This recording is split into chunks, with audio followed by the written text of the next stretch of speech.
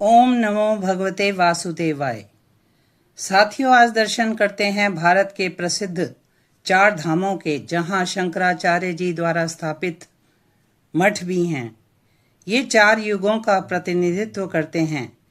बद्रीनाथ जी सतयुग का, इनके साथ ज्योतिर्मठ स्थापित है।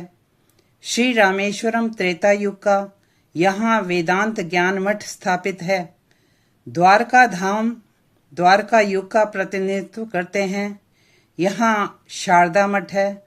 और जगन्नाथपुरी कलयुग का प्रतिनिधित्व करते हैं, यहाँ गोवर्धन मठ है। हम 4 धाम यात्रा ईश्वर की कृपा पाने के लिए और आत्म शुद्धि के लिए करते हैं। इसमें सबसे पहले है भगवान जगन्नाथ के मंदिर की यात्रा। यह भगवान विष्णु का विश्व प्रसिद्ध मंदिर है। यहाँ से 4 धाम यात्रा शुरू होकर पूरे भारत की परिक्रमा ही हो जाती है। यह भारत के पूर्वी समुद्री तट पर उड़ीसा में स्थित है। यहाँ पौराणिक काल से पूजा होती है। यह पुरुषोत्तम क्षेत्र कहलाता है। सर्वप्रथम इस स्थान में सतयुगी राजा इंद्रद्युम्न ने पूजा की थी।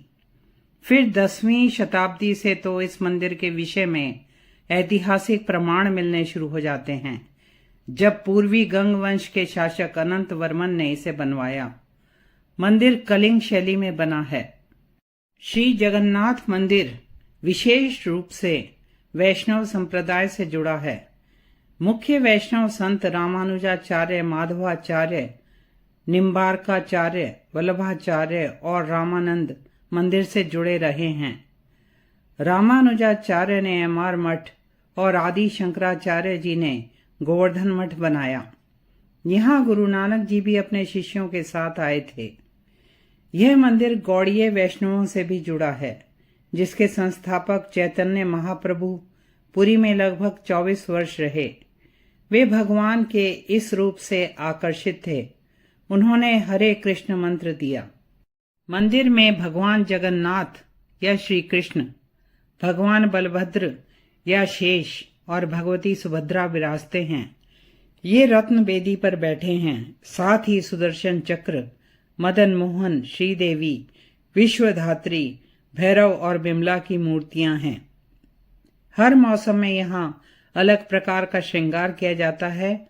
यहाँ की पूजा पद्धति में भगवान और उनके भाई बहन को परिवार के सदस्य के रूप में प्यार किया जाता है। रात में वीणा की ध्वनि के साथ गीत गोविंद के गीत सुनाकर भगवान को सुलाया जाता है। मूर्तियां पूर्ण नहीं हैं। इस विषय में कथा है। भगवान स्वयं कारीगर बनकर मूर्ति बनाने आए, किंतु वे एकांत में बनाना चाहते थे। जैसे ही उनका एकांत भंग हुआ, वे मूर्ति का कार्य अधूरा छोड़कर चले गए। किंतु महाराज इंद्रद्युम्न को दिव्य आदेश दिया कि मूर्तियों की पूजा अर्चना शुरू कर दें। मंदिर की कथाओं के अनुसार मंदिर पर 18 विदेशी आक्रमण हुए। शायद इसीलिए यहाँ विदेशियों को प्रवेश की अनुमति नहीं है। इस श्री क्षेत्र में हिंदू धर्म के शैव, वैष्णव और शाक्त संप्रदायों का मिलन है। मंदिर परिसर 4 लाख स्क्वायर फीट से ज्यादा है और 20 फुट ऊंची दीवारों से घिरा है। मंदिर परिसर में लगभग 120 छोटे मंदिर हैं। मंदिर 4 खंडों में बटा है: गर्भगृह, मुखशाला, नट मंडप और भोग मंडप। मंदिर के शिखर पर अष्ट धातु से बना नील चक्र है, जिसका व्यास 11 मीटर है। नील चक्र पर प्रतिदिन शाम को नया ध्वज लगाया जाता है, जो पतित पावन कहलाता है, प्योरीफायर ऑफ द फॉलन। नील चक्र भगवान जगन्नाथ द्वारा हम सबकी रक्षा का प्रतीक माना जाता है। सिंह द्वार यहाँ का मुख्य द्वार है, जिसके दोनों ओर शेर और जय विजय बने हैं। इसी द्वार से भगवान जगन्नाथ, बलभद्र और देवी सुभद्रा को रथ यात्रा के लिए ले जाया जाता है। और गुंडीचा मंदिर से आते समय भी महालक्ष्मी को, जो द्वार के ऊपर बनी हैं, उनको मनाकर मंदिर में प्रवेश किया जाता है। मुख्य द्वार के सामने अरुण स्तंभ है। अन्य 3 द्वार हैं हाथी द्वार, व्याघ्र द्वार और अश्व द्वार। मंदिर परिसर में अन्य मुख्य मंदिर है बिमला माँ का मंदिर, जो शक्तिपीठ है। यहाँ माँ की नाभि गिरी। जगन्नाथ भगवान को भोग चढ़ाने के बाद माँ बिमला को भेंट किया जाता है, फिर वह महाप्रसाद कहलाता है। अन्य मुख्य मंदिर हैं माँ महालक्ष्मी का, जो भगवान के नैवेद्य का निरीक्षण करती हैं। अन्य मंदिर हैं गणेश जी का, सूर्य भगवान का, सरस्वती माँ का, माँ भुवनेश्वरी का, भगवान नरसिंह का, भगवान श्री राम का, हनुमान जी का, ईशानेश्वर भगवान शिव का। हनुमान जी जगन्नाथ मंदिर के रक्षक हैं। अनुष्ठानों के लिए मुक्ति मंडप, डोल मंडप, जहाँ एक सुंदर तोरण है, उस पर वार्षिक डोल यात्रा के लिए झूला बनाया जाता है। स्नान वेदी पर तीनों मूर्तियों का वार्षिक स्नान धूमधाम से कराया जाता है। भगवान को 6 बार भोग लगाया जाता है। खाना 2 कुओं से, जिनका नाम गंगा और जमुना है, उनके जल से बनाया जाता है। मंदिर के प्रमुख त्योहार हैं रथ यात्रा, चंदन यात्रा, स्नान यात्रा, नव कलेवर, और सबसे प्रमुख है रथ यात्रा, जिसमें तीनों भगवान 3 किलोमीटर दूर गुंडीचा मंदिर तक जाते हैं। वहां लगभग 9 दिन रहते हैं और लौटते वक्त मौसी माँ के मंदिर में रुककर फिर वापस जगन्नाथ मंदिर में आते हैं। रथ यात्रा में सभी धर्मों के, जातियों के लोग भगवान का दर्शन करते हैं, क्योंकि भगवान मंदिर से बाहर आते हैं। मंदिर के अंदर केवल सनातन धर्मी जा सकते हैं। रथ लकड़ी के बने होते हैं और भक्त रथों की रस्सी खींचते हैं। जो भक्त रस्सी खींच पाते हैं वे अपने को सौभाग्यशाली समझते हैं। रथों को बनाने में लगभग 2 महीने का समय लगता है। रथों को अनेक तरह से सजाया जाता है। इस रथ यात्रा में एक अनुष्ठान छेरा पन्हारा का है, जिसमें उड़ीसा के पुराने शासक, जो गजपति कहलाते हैं, वे भक्ति भाव से रथों और मूर्तियों के आसपास सोने के हत्थे वाले झाड़ू से सफाई करते हैं। चंदन का पानी, चंदन का पाउडर छिड़का जाता है। यह अनुष्ठान बताता है कि भगवान जगन्नाथ के सामने राजा और रंग समान हैं। रथ यात्रा का विस्तृत वर्णन ब्रह्म पुराण, पद्म पुराण, स्कंद पुराण में भी मिलता है। रथ यात्रा में हर वर्ष वर्षा होती है। जगन्नाथ भगवान का रथ 45 फुट तक ऊंचा होता है। यह नंदी घोष कहलाता है। बलभद्र भगवान का रथ तलध्वज और सुभद्रा देवी का रथ दर्पदलन कहलाता है। फिर यात्रा पूरी करके भगवान माँ लक्ष्मी को मनाकर रत्न बेदी पर लौटते हैं। अन्य मुख्य त्योहार जो बहुत ही गोपनीयता से मनाया जाता है वह है नव कलेवर, जब तीनों भगवान की पुरानी मूर्तियों को नीम के दिव्य वृक्ष से बनी नई मूर्तियों से बदला जाता है। उस दिन शहर की बिजली बंद कर दी जाती है, सुरक्षा व्यवस्था बढ़ा दी जाती है। पुजारी दस्ताने पहनकर, आंखों में पट्टी बांधकर नए कलेवर में प्राण प्रतिष्ठा करते हैं। कहते हैं इन मूर्तियों में भगवान का हृदय है। यह ब्रह्म पदार्थ कहलाता है। अब मंदिर के विषय में कुछ मुख्य और अद्भुत बातें जानते हैं। मंदिर में भगवान का बालक रूप है। माँ लक्ष्मी की जगह मुख्य वेदी पर बहन सुभद्रा और भाई बलभद्र हैं। माँ लक्ष्मी तो भगवान की आत्मा है। दूसरी मुख्य और अद्भुत बात है मंदिर की रथ यात्रा, जिसमें सभी जाति, धर्म, देशों के लोग भगवान के दर्शनों के लिए लाखों की संख्या में आते हैं। तीसरी बात है उन असंख्य भक्तों की निरंतर और निष्काम भक्ति, जिन्होंने ऐसा भव्य मंदिर बनाया और आज तक भव्य बना रखा है, सुरक्षित बना रखा है। जय भगवान जगन्नाथ। सर्वव्यापी जगन्नाथ शंख चक्र गदाधर अनादि निधनो देवः प्रियताम पुरुषोत्तम। ओम नमः शिवाय। अब दर्शन करते हैं रामेश्वरम ज्योतिर्लिंग मंदिर के हमारे पवित्र ग्रंथों में, रामायण में, पुराणों में, हमारी सभ्यता संस्कृति में, हमारे तीर्थों में रामेश्वरम का प्रमुख स्थान है। रामेश्वरम इंडियन मेनलैंड से पंबन ब्रिज से जुड़ा है। यह तमिलनाडु के रामनाथपुरम जिले में स्थित है और गल्फ ऑफ मन्नार में शंख आकार का यह सुंदर द्वीप है। रामेश्वरम श्रीलंका से सबसे करीब है। 12 ज्योतिर्लिंगों में से यह सबसे दक्षिणी बिंदु में है। भगवान शिव जहां ज्योति रूप में स्थित हैं, ऐसे 12 ज्योतिर्लिंग गुजरात में सोमनाथ, गुजरात में ही द्वारका में नागेश्वर, आंध्र प्रदेश में श्रीशैलम में मल्लिकार्जुन, मध्य प्रदेश के उज्जैन में महाकालेश्वर, मध्य प्रदेश में ओंकारेश्वर, उत्तराखंड में केदारनाथ जी, महाराष्ट्र में भीमाशंकर, महाराष्ट्र में ही त्र्यंबकेश्वर, महाराष्ट्र के संभाजी नगर में कृष्णेश्वर, झारखंड के देवघर में वैद्यनाथ जी, तमिलनाडु में रामेश्वरम और वाराणसी में विश्वनाथ।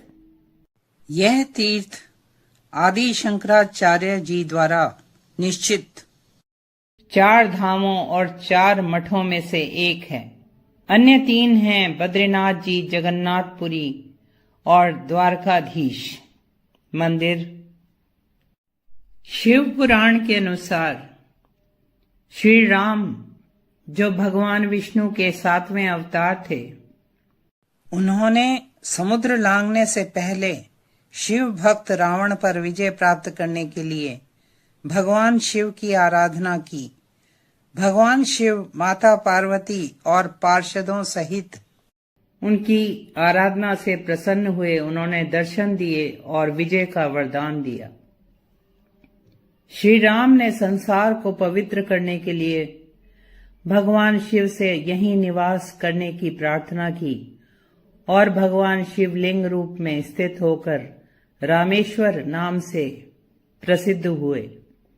पुराणों के अनुसार भगवान राम, लक्ष्मण और सीता जी ने युद्ध विजय के बाद भी कृतज्ञता प्रकट करने के लिए शिवजी की आराधना की थी। उन्होंने यहाँ शिवलिंग बनाया और रावण वध के बाद ब्राह्मण हत्या के पश्चाताप स्वरूप आराधना की।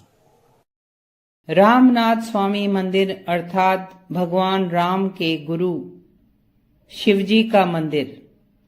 यहाँ 2 शिवलिंग हैं। मुख्य मंदिर में शिवलिंगम विश्वलिंगम कहलाता है, जो हनुमान जी द्वारा कैलाश से लाया गया, और रामलिंगम मां सीता द्वारा बनाया गया। यहाँ से कुछ ही किलोमीटर की दूरी पर धनुषकोटी बीच है, जहां बंगाल की खाड़ी और हिंद महासागर मिलते हैं। भगवान राम और उनकी वानर सेना द्वारा बनाया गया राम सेतु यहीं पर है, जहां राम नाम लिखने पर पत्थर भी तैरे थे।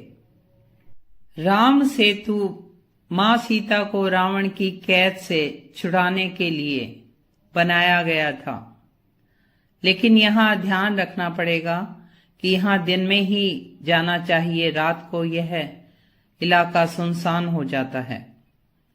रामेश्वरम मंदिर में मुख्य मंदिर काले ग्रेनाइट पत्थर का है। ये दूर से नावों में पानी के जहाज में लाए गए होंगे, क्योंकि आसपास ऐसे पत्थर नहीं हैं। गर्भगृह के ऊपर विमान में स्वर्ण पत्र की सजावट है। मंदिर में 17.5 फीट ऊंचे नंदी हैं। मंदिर परिसर में ही सेतु माधव अर्थात भगवान विष्णु, विशालाक्षी, महागणपति, नटराज, मां पार्वती, आंजनेय, रामनाथ स्वामी, सुब्रमण्यम स्वामी, महालक्ष्मी के छोटे मंदिर हैं।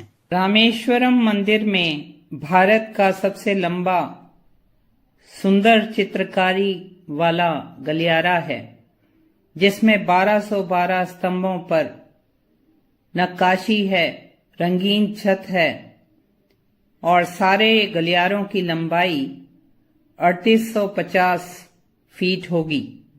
मंदिर में 22 तीर्थ जलकुंड हैं जिनका अलग अलग तापमान है।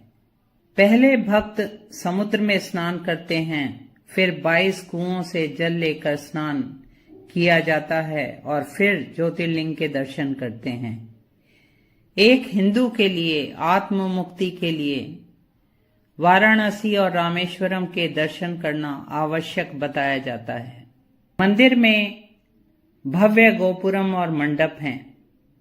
मंदिर का प्रवेश द्वार का गोपुरम 40 मीटर का है और राज गोपुरम 53 मीटर ऊंचा है। मंदिर को बढ़ाने का कार्य, निर्माण का कार्य और सौंदर्यीकरण का कार्य समय समय पर दक्षिण भारत के शासकों और धनी लोगों ने करवाया। रामेश्वरम और राम सेतु तो काफी प्राचीन हैं, लेकिन रामनाथ स्वामी मंदिर 800 वर्ष पुराना ही बताया जाता है। यह मंदिर पांड्य वंश के समय बढ़ाया गया। मंदिर के मुख्य त्योहार हैं महाशिवरात्रि, वसंतोत्सव, तिरुकल्याणम और नवरात्रि। भगवान शिव और मां पार्वती से प्रार्थना है कि हमारे मन, आत्मा, बुद्धि और शरीर की आंतरिक और बाह्य दरिद्रता को दूर करें। ओम नमः शिवाय।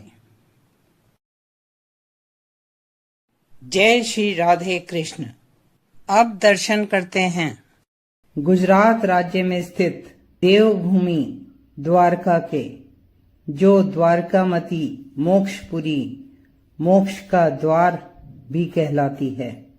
द्वारका गोमती और अरब सागर के किनारे ओखा मंडल प्रायद्वीप के पश्चिमी तट पर 2500 वर्ष से भी पुराना बसा हुआ तीर्थ स्थल है। द्वारका भगवान विष्णु के 108 दिव्य देशम में से एक है। 8वीं शताब्दी में आदि गुरु शंकराचार्य जी द्वारा स्थापित 4 धामों में से यह एक धाम है और भारत की प्राचीन पवित्र सप्तपुरियों में से एक है।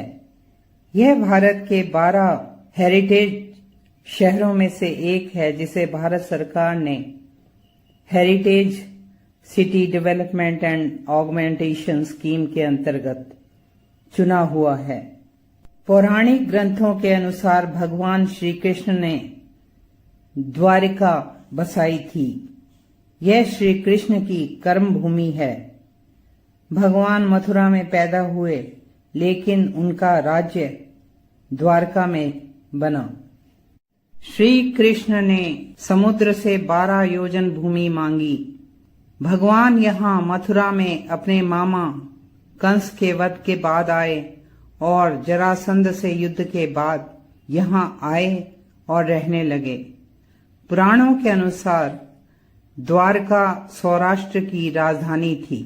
यहाँ भी अनेक बार विदेशी आक्रमण हुए, लूटपाट हुई और समय समय पर मंदिर का पुनर्निर्माण हुआ। अभी कुछ साल पहले ही सुदामा सेतु पुल गोमती नदी पर बना है, जो द्वारका और पंचनद तीर्थ या पंचकुई तीर्थ टापू से जोड़ता हुआ सेतु है। 1963 में एक्सकवेशन में यहाँ 3000 साल पहले के बर्तन मिले। इसके 10 साल बाद फिर आर्कियोलॉजिकल सर्वे ऑफ इंडिया की अंडर वाटर आर्कियोलॉजी विंग को समुद्र में कुछ तांबे के सिक्के और ग्रेनाइट के ढांचे मिले। अब दर्शन करते हैं द्वारकाधीश मंदिर के, जो एक छोटी सी पहाड़ी पर है। द्वारका शहर के पूर्व में मोक्ष द्वार है। द्वार पर जय विजय की मूर्तियां हैं, जो वैकुंठ में भगवान के महल के द्वारपाल हैं।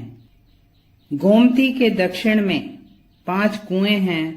उनमें से निष्पाप कुंड में नहाने के बाद यात्री इन 5 कुओं के पानी से कुल्ले करते हैं और फिर जगत मंदिर या रणछोड़ जी के मंदिर में दर्शन के लिए जाते हैं। दूसरा स्वर्ग द्वार कहलाता है, जो गोमती नदी की ओर जाता है। इस भव्य मंदिर में भगवान श्री कृष्ण रणछोड़ जी कहलाते हैं।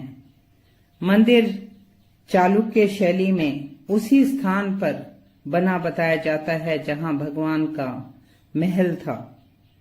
यहाँ गर्भगृह में भगवान श्री कृष्ण की 4 फीट ऊंची काले पत्थर की प्रतिमा है।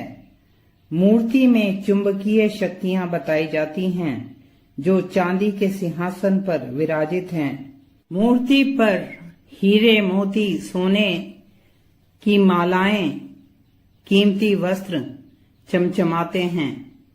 भगवान के चतुर्भुजों में शंख, सुदर्शन चक्र, गदा और कमल फूल शोभा पा रहे हैं।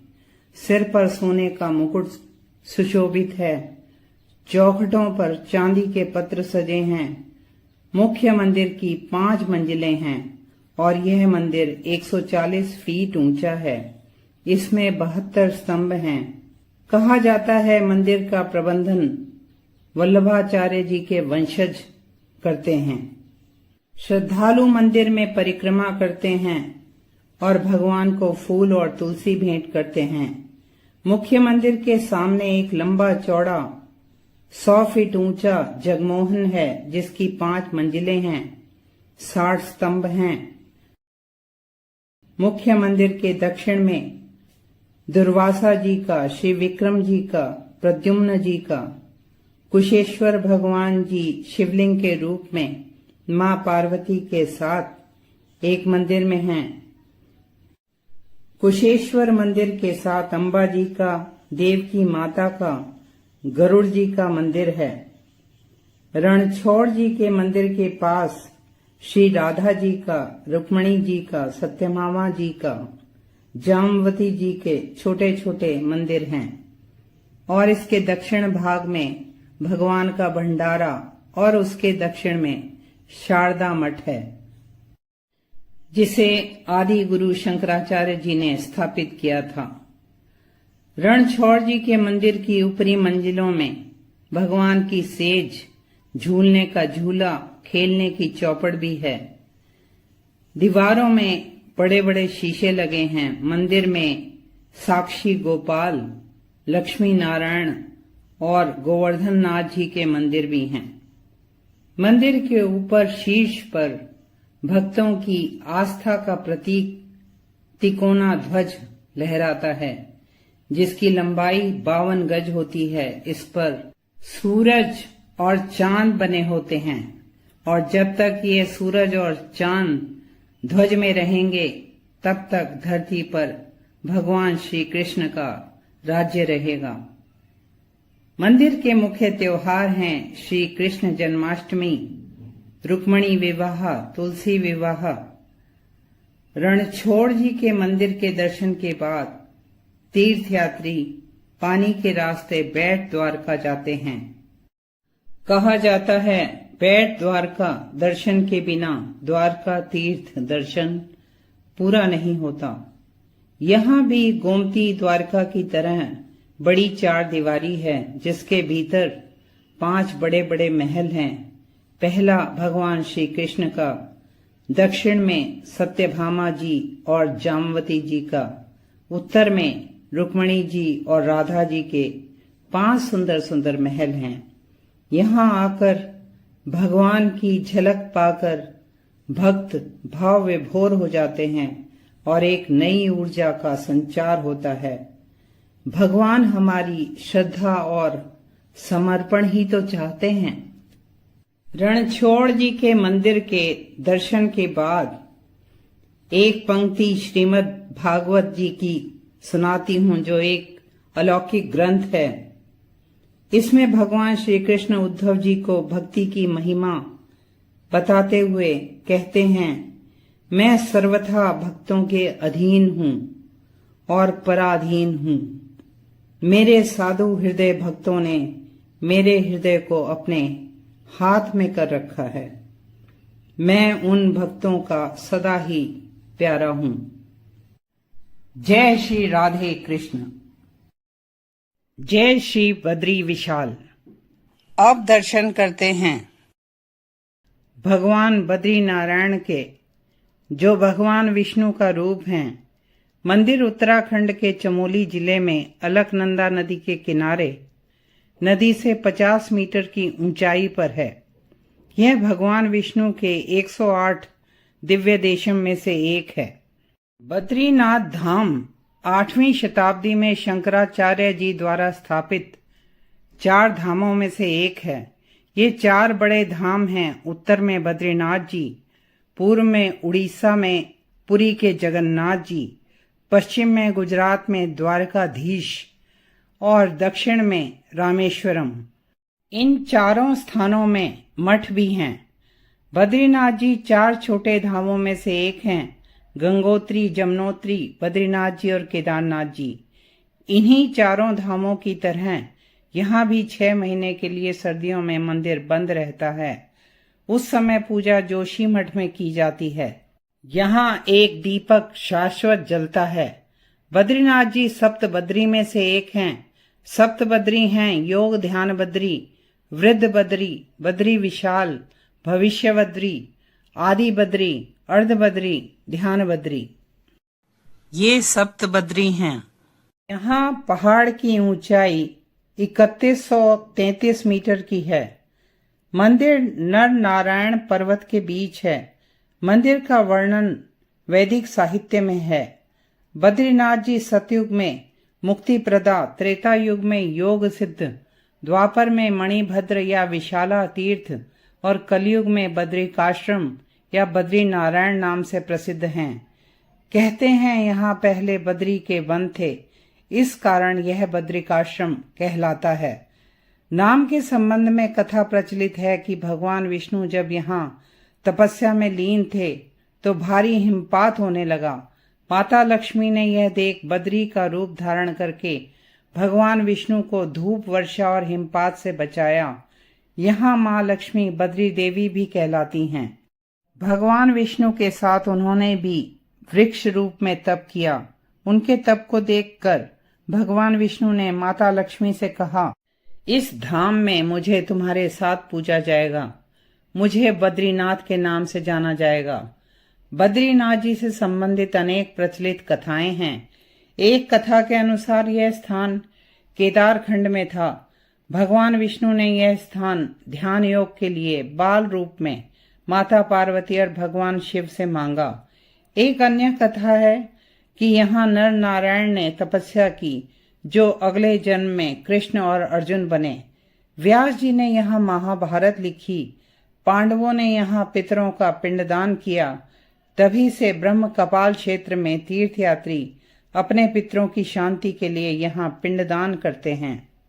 मंदिर में हर वर्ष लाखों तीर्थयात्री भगवान के दर्शन करते हैं। मंदिर पहुंचने के लिए कुछ सीढ़ियां हैं जिससे सिंह द्वार तक पहुंचते हैं। द्वार पर 3 स्वर्ण कलश हैं। छत पर विशाल घंटी है। गर्भगृह में भगवान बद्री नारायण की 1 फुट की शालीग्राम की स्वयंभू मूर्ति है। गर्भगृह के साथ एक दर्शन मंडप और सभा मंडप हैं। भगवान बद्री विशाल की मूर्ति एक बद्री वृक्ष के नीचे एक सोने के चंदवा पर रखी है। गर्भगृह के ऊपर एक शंक्वाकार 15 फुट की दीवार है। शीर्ष पर स्वर्ण पत्र की सजावट है। मंदिर की दीवारों और स्तंभों में नक्काशी है। गर्भगृह में भगवान के हाथों में शंख चक्र हैं। योग मुद्रा में बैठे हैं। मूर्ति के ललाट पर हीरा जड़ा है। गर्भगृह में ही कुबेर, उद्धव, नारद और नर नारायण की मूर्तियां हैं। मंदिर परिसर में लक्ष्मी जी, गरुड़ जी, नवदुर्गा, लक्ष्मी नरसिंह भगवान, आदि शंकराचार्य, नर नारायण, घंटाकर्ण और रामानुजाचार्य जी के छोटे मंदिर भी हैं। बद्रीनाथ जी में सारी मूर्तियां शालिग्राम से बनी हैं। बद्रीनाथ जी के मुख्य पुजारी रावल कहलाते हैं, जो केरल के नमूदरी ब्राह्मण होते हैं। मंदिर के सभी धार्मिक अनुष्ठान भक्तों के सामने ही किए जाते हैं। भगवान को वन तुलसी की माला, चने की कच्ची दाल, गिरी का गोला और मिश्री का प्रसाद चढ़ाया जाता है और मंदिर से यही प्रसाद और पंचामृत मिलता है। मंदिर से कुछ नीचे तप्त कुंड में गर्म पानी के स्रोत हैं। यहाँ भक्त मंदिर में दर्शन से पहले स्नान करते हैं। इस जल में औषधीय गुण हैं। इस जल का तापमान 55 डिग्री से ऊपर रहता है, जबकि बाहर का तापमान 17 डिग्री से नीचे रहता है। ये सूर्य कुंड और नारद कुंड कहलाते हैं। बद्रीनाथ जी के मंदिर के मुख्य त्योहार हैं माता मूर्ति का मेला, पृथ्वी पर गंगा अवतरण का त्योहार, मकर संक्रांति, कृष्ण जन्माष्टमी, वसंत पंचमी, भिटौली, वट सावित्री, हरेला। 8 दिन चलने वाला बद्री केदार उत्सव यहाँ मनाया जाता है, जिसमें अनेक कलाकार भाग लेते हैं।